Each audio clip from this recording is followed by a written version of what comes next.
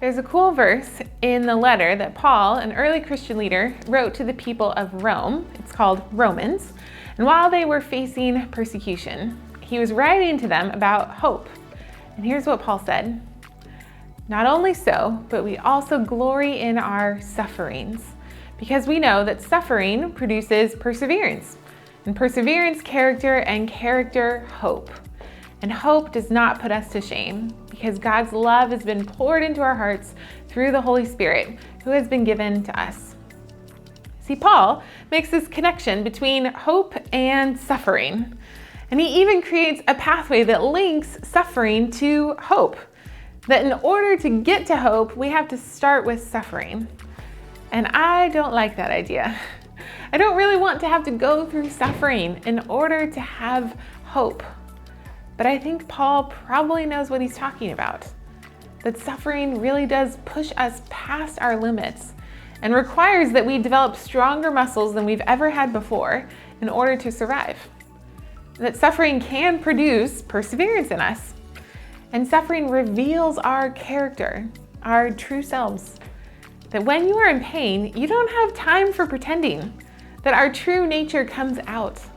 And suffering can also shatter our identity or cause us to question everything.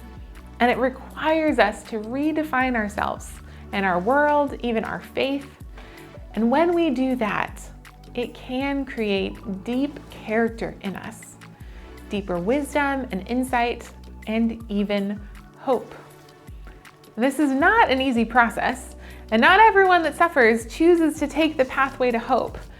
But those that do come out on the other side with this strange aura of resilience and hope. That if they can make it through that, then the little things just don't seem to bother them anymore.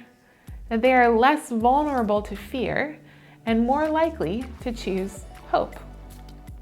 I mean, have you known people like this? I think Paul was a person like this, but not everybody comes out like this. So why do some people make it to hope and others become bitter or pessimistic? See, I think the difference is in what Paul said next. That God's love has been poured into our hearts through the Holy Spirit. And it's not up to us to somehow find some deep resilience in ourselves so that we can make it through. That we can constantly go to God and ask Him to fill us up when we feel depleted. That He is waiting with unconditional love to pour over us and fill us up and help us through the trials so that we can come out on the other side hopeful.